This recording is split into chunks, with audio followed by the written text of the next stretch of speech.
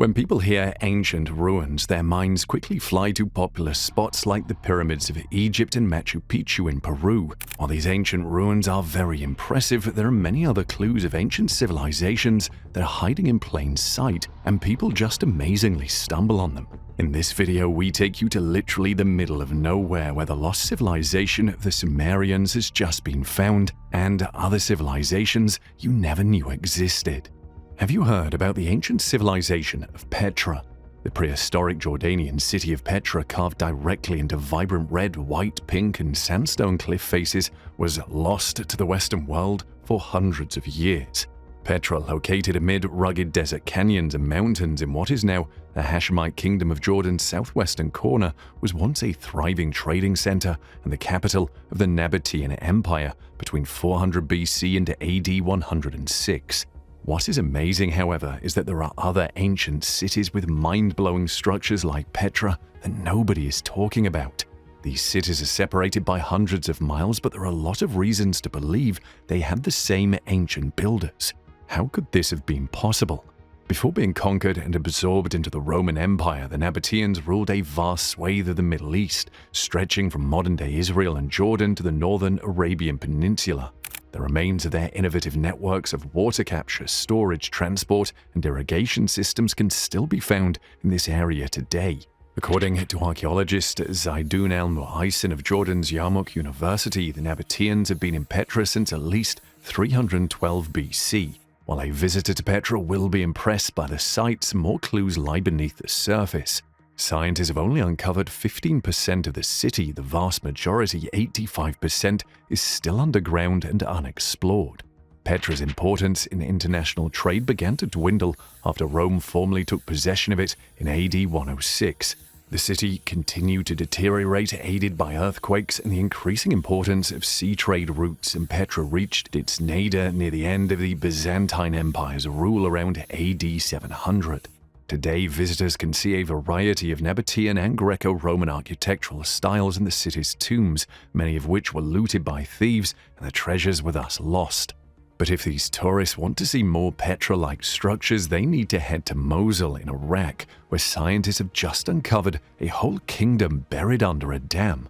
The discovery was actually a case of every cloud having a silver lining. Even though the skies over southern Iraq were devoid of critical rain clouds for several months due to one of the country's worst droughts, it has led to this wonderful discovery. The drought allowed a group of Kurdish and German archaeologists to resume excavations of an ancient city in Kemune that had previously been submerged beneath the waters of the Mosul Dam reservoir. They were shocked to discover the ruins of the extensive city complex, including a palace and several large buildings. To gain access to the site, Dr. Hassan A. Kassim, director of the Kurdistan Archaeology Organization, and German archaeologist assistant professor Dr. Ivana Pulgis of the University of Freiburg and Professor Dr. Peter Falsner of the University of Tübingen worked quickly to organize a joint rescue excavation in collaboration with the Department of Antiquities in Dohuk. They assembled a team in just 2 days, quickly raised funds from the Fritz Thyssen Foundation through the University of Freiburg, were on the ground in Kemune, Iraq within 2 weeks. They worked non-stop in all weather conditions, including snow, rain, fog, hail, and storms. They were working in a race against time, not knowing when the reservoir's waters would begin to rise again. The researchers were able to reconstruct the city's plan in a relatively short period of time. In addition to the palace, which was already documented in a brief earlier campaign, several other large buildings in the sprawling city complex were discovered, including a massive fortification with a wall and towers, a monumental multi-story warehouse building, and an industrial compound. The massive warehouse structure is especially significant because it must have housed massive amounts of goods brought in from all over the region. Mitanni was one of the Indo-Iranian kingdoms and small states in Mesopotamia and Syria. They fought Egypt for control of modern-day Syria for a long time, eventually establishing friendly relations with the southern kingdom. King Sous-Tartar, who ruled from 1500 to 1450 BC, is regarded as the most notable Mitannian ruler and is said to have looted the Assyrian palace. The Mitanni kingdom came to an end under King Tushratta, during whose reign the Hittites destroyed their capital city of Wasukani. Tushratta was assassinated in 1360 BC. and after joining the Hittite Empire as Haningalbat, the Mitanni territory was captured by the Assyrians, who turned it into a province of their empire. Though not explicitly mentioned in the Bible and without supporting archaeological evidence, some biblical scholars believe that King Kushan-Rishathaim, who oppressed Israel for 8 years before being rescued by the first biblical judge, Othniel, is the last Mitanni king Tushratta. The German Kurdish team was especially surprised that the walls of the uncovered buildings were well preserved, standing several meters high in some areas, despite the city being underwater for more than 40 years. The researchers attributed this to the city being destroyed in ancient times by an earthquake. The earthquake collapsed the upper parts of the walls, burying the lower sections of the buildings. The results of the excavation show that the site was an important center in the Mitanni Empire. The archaeologists also discovered rare red and blue wall paintings. Despite the fact that few preserved examples have been found, the team believes they were a common feature in palaces at the time.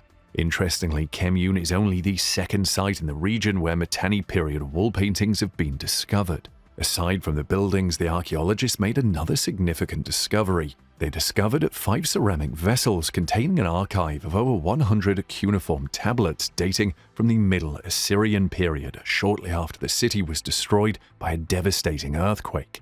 According to the press release, some clay tablets, possibly letters, are still in their clay envelopes. Clay envelopes, similar to modern paper envelopes, were used to encase cuneiform tablets in the 2nd millennium BCE. Based on the archaeological context, researchers believe the cuneiform text belonged to a private Middle Assyrian archive, but more research is needed before any conclusions can be drawn. The researchers hope that this discovery will help provide important information about the end of the Mitanni city and the beginning of the Assyrian rule in the area, about which little is known. It is a miracle that the cuneiform tablets made of unfired clay have survived for so many decades underwater. The excavated buildings were covered with tight-fitting plastic foil and gravel to prevent further damage to the ruins, which are now completely flooded again as part of a conservation measure funded by the Gerda Henkel Foundation. Any other items hidden within the ruins must wait to be discovered at a later time when another drought makes the water level low enough.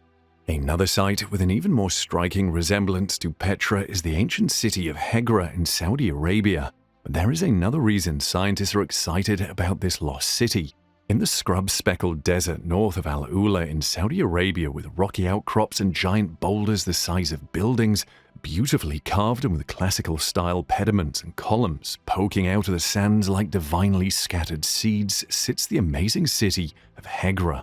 The archaeological site of Hegra, which you might also hear being called Madain Sala, was once a thriving international trade hub, but it's now been virtually undisturbed for nearly 2,000 years. However, Saudi Arabia has now opened the site to tourists for the first time. Visitors can't help but notice that the rock-cut structures at Hegra resemble those at Petra, a few hundred miles to the north in Jordan. Hegra was the second city of the Nabatean kingdom, but it could hold the key to unlocking the secrets of an almost forgotten ancient civilization. Saudi Arabia, determined to wean its economy off the Petro pipeline, is banking on tourism as a new source of revenue. Oil currently accounts for 90% of the country's export earnings and approximately 40% of its GDP. Crown Prince Mohammed bin Salman announced Saudi Vision 2030, a 2-decade plan to transform the country into a global trade and tourism hub connecting Africa, Asia, and Europe. Saudi Arabia recently started issuing tourist visas, allowing casual visitors without a business or religious purpose to enter the country. Hegra, with its mysterious and eye-catching architecture, is an obvious choice for marketing Saudi Arabia to tourists. Much of Hegra's allure stems from the fact that despite its similarities to Petra, it is virtually unknown to outsiders and, according to UNESCO, could be classified as an endangered World Heritage Site if not properly cared for. While Hegra is being promoted to tourists for the first time, the story of the ancient empire responsible for its existence appears to be lost. The Nabateans are arguably one of the most mysterious and fascinating civilizations that many people have never heard of. Who were these people who created Hegra? Where did they come from? How long were they here? To have the context of Hegra is very important. The Nabateans were desert nomads who mastered the incense and spice trade routes from Arabia and Jordan to the Mediterranean, Egypt, Syria, and Mesopotamia. camel-drawn caravans hauled fragrant peppercorn, ginger root, sugar, and cotton through Hegra, a provincial city on the kingdom's southern border. The Nabateans also supplied aromatics such as frankincense and myrrh, which were prized in religious ceremonies. They emerged and became new in ancient sources because they became wealthy. Naturally, when you get rich, you sort of become visible. The Nabateans prospered from the 4th century BC until the 1st century AD, when the expanding Roman Empire annexed and subsumed their huge swath of land, which included modern-day Jordan, Egypt's Sinai Peninsula, and parts of Saudi Arabia, Israel, and Syria. The Nabatean identity gradually faded away. Forgotten by the West for centuries, Petra was rediscovered by Swiss explorer Johann Ludwig Burckhardt in 1812, though the local Bedouin tribes have been living in the caves and tombs for generations. But perhaps most Westerners saw Petra for the first time a century and a half later, thanks to its starring role as the set for Indiana Jones and the Last Crusade in 1989. The difficulty in learning about the Nabateans is that they left so little first-hand history. With Petra's current popularity, it is difficult to believe that we know so little about its creators. The majority of what we know about the Nabateans comes from documents written by outsiders such as the ancient Greeks, Romans, and Egyptians. We don't know much about them because there are no books or sources written by them that tell us about how they lived, died, and worshipped their gods. We have some external sources, so people did talk about them, but they did not leave any large mythological texts like Mesopotamia did with Gilgamesh. Like Petra, Hegra is a metropolis termed necropolis, meaning the majority of the remaining structures that we can observe today are tombs, and much of the architectural remains of the city waiting to be excavated are already lost quite literally to the sands of time. However, Hegra is one of the few places where the words of the Nabateans exist. You can find them in the inscriptions above the entrances to several of the tombs. But despite their obscurity, the Nabateans were ancient pioneers in architecture and hydraulics, harnessing the harsh desert environment to their advantage. Rainwater from craggy mountains was collected and stored in ground-level cisterns. Natural water pipes were built around the tombs to protect their facades from erosion, which kept them in good condition thousands of years after they were built. These people were creative, innovative, imaginative, and pioneering, says one researcher who has been researching the Nabateans since discovering some of their pottery on an excavation in Jordan in 1980. It completely blew my mind. Hegra has 111 carefully carved tombs, far fewer than the more than 600 in Petra, the Nabatean capital. The tombs at Hegra, on the other hand, are frequently in much better condition, allowing visitors to get a closer look into the forgotten civilization. Construction was clearly influenced by classical Greek and Roman architecture, and many tombs feature capital-topped columns that support a triangular pediment above the doorway or a tomb-wide entablature. A Nabatean crown of 2 sets of 5 stairs rests at the top of the facade, ready to transport the soul to heaven. Sphinxes, eagles, and griffins with spread wings, important symbols in the Greek, Roman, Egyptian, and Persian worlds, hover menacingly above the tomb entrances to keep intruders out. Others are guarded by Medusa-like masks with snakes spiraling out as hair. This style of architecture is referred to as Arab Baroque by scientists because it has some Mesopotamian, Iranian, Greek, and Egyptian influences. Basically, instead of taking something completely from a civilization and trying to replicate it, they simply took inspiration from various sources and created their own unique models. Intimidating inscriptions, common on many tombs in Hegra but uncommon in Petra, are etched into the facade and warn of fines and divine punishment for trespassing or attempting to occupy the tomb illegally.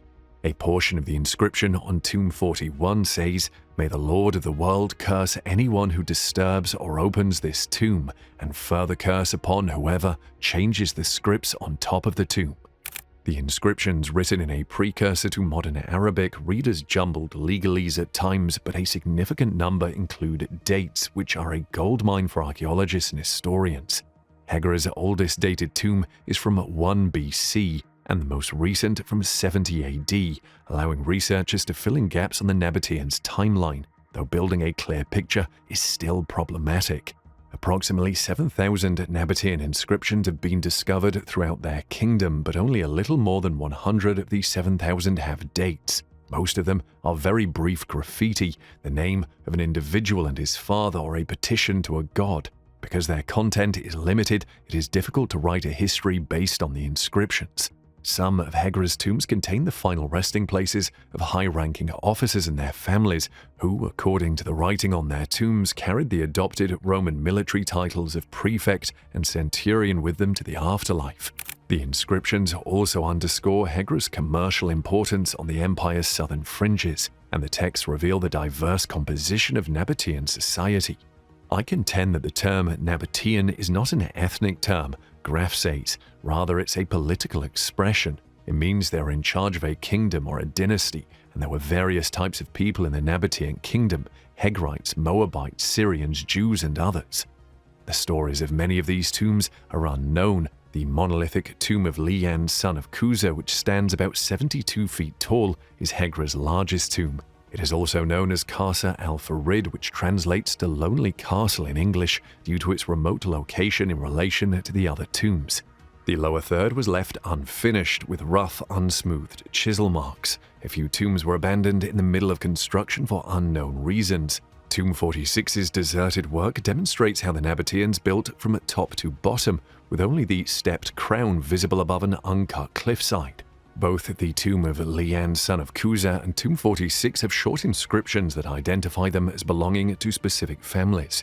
However, a new chapter in Hegra's history is just beginning, as travelers are now granted easy access to the site for the first time. Previously, less than 5,000 Saudis visited Hegra each year, and foreign tourists needed special permission from the government to visit, which only about 1,000 did each year. However, it is now as simple as purchasing a ticket online for approximately $25. Visitors are dropped off in 7 areas by hop-on, hop-off buses, where al-Rowa, or storytellers, help bring the necropolis to life. However, a trip to Hegra only scratches the surface of Al-Ula's archaeological riches. Other nearby heritage sites, including the ancient city of Dedan, the capital of pre-Nabatean Dadanite and Leonite kingdoms, and Jabal Ikma, a canyon filled with ancient rock inscriptions, are now open to visitors. Al-Ula's labyrinthine old town of mud brick houses, which has been occupied since the 12th century but had recently been abandoned and fell into disrepair, is now a conservation site and will welcome tourists. Al-Ula hopes to attract 2 million tourists, domestic and international, per year by 2035. Al-Ula's airport, located about 35 miles from Hegra, opened in 2011, but it's already undergone extensive renovations in preparation for the influx of visitors, quadrupling its annual passenger capacity. The Pritzker Prize-winning French architect Jean Nouvel is designing a luxury cliff-carved cave hotel inspired by the work of the Nabateans at Hegra, which is scheduled to open in 2024, and you can lodge there provided you have pockets deep enough. Scholars believe the Nabateans viewed their tombs as their eternal home, and their spirits are now being resurrected and their stories retold as part of Al-Ula's push to become an open-air museum. Though the Nabateans left few records, their words most prominently visible in Hegra. However, the Nabateans were not the only ones who lived here. Approximately 10 historic languages have been discovered, inscribed into the landscape of Al-Ula, and this region in particular is regarded as important in the development of the Arabic language. Something about Al-Ula has inspired civilizations to leave their imprint. And there is another ancient civilization accidentally discovered, but which has been threatening to change everything we thought we knew about our ancestors. For decades, archaeologists have debated the origins of the mysterious Harappan or Indus Valley civilization, which flourished from around 3000 BC across what is now Pakistan and northwest India. According to the new research from Indian scientists working in the Gulf of Cambay, the Harappans descended from an advanced mother culture that flourished at the end of the last ice age and was then submerged by rising sea levels before history began. It was widely assumed that a well-organized civilization could not have existed prior to 5,500 years ago.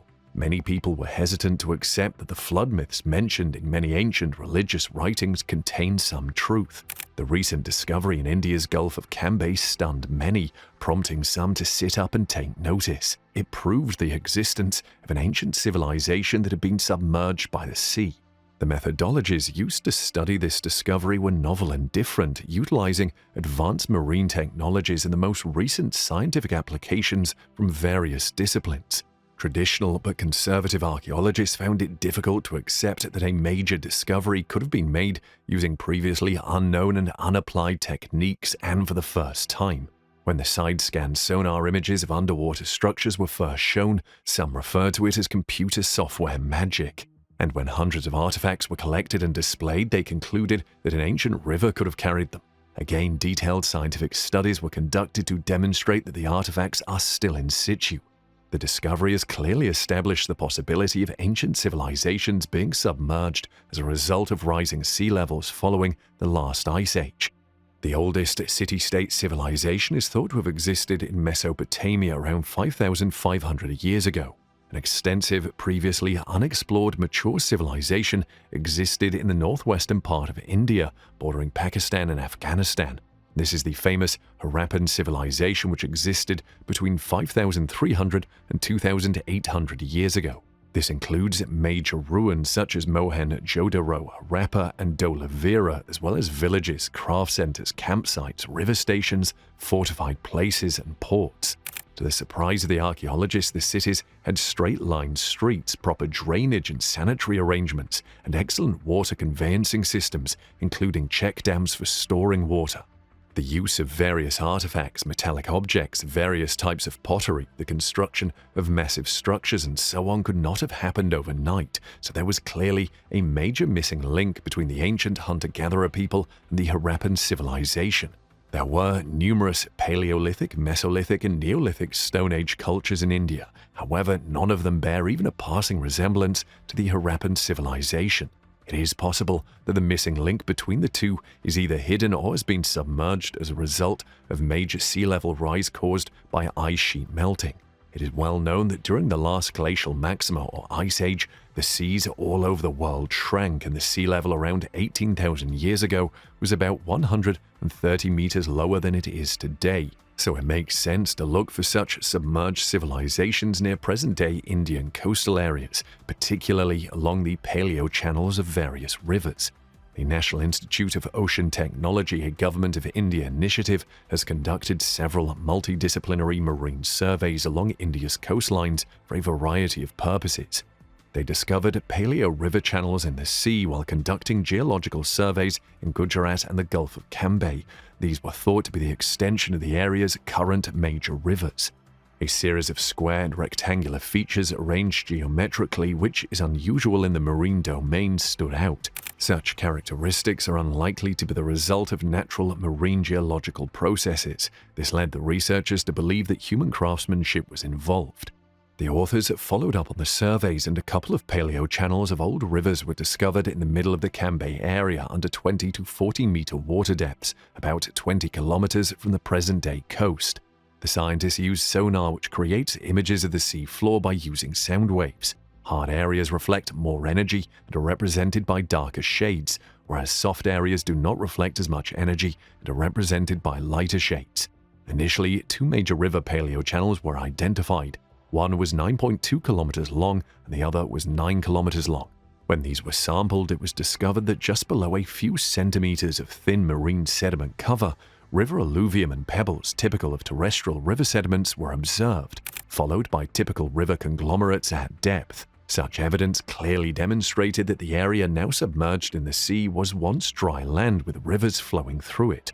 They became submerged as a result of various factors and now lie beneath the water. The sonar images revealed regular geometric patterns in a 9-kilometer-long paleo channel in the sea about 20 kilometers west of the Hazira coastal area. Basement-like features in a grid pattern were observed at a water depth of 20 to 40 meters on either side of the paleo channel. These resemble an urban habitation site where pit-like structures can be seen in the basement, which is now at the bottom of the sea. Another 9.2-kilometer paleo channel was discovered off the coast of Suvali. Here, also similar features were observed. In general, the basement-like features were found on either side of the paleo channel in a linear east-west direction. These features are 5 by 4 meters in size on the eastern side, with dimensions of 16 by 15 meters on the western side. The habitation sites are laid out in a strict grid pattern, indicating that the ancients had a good sense of town planning. What fascinates you most about these ancient ruins? Let's hear you in the comments section below.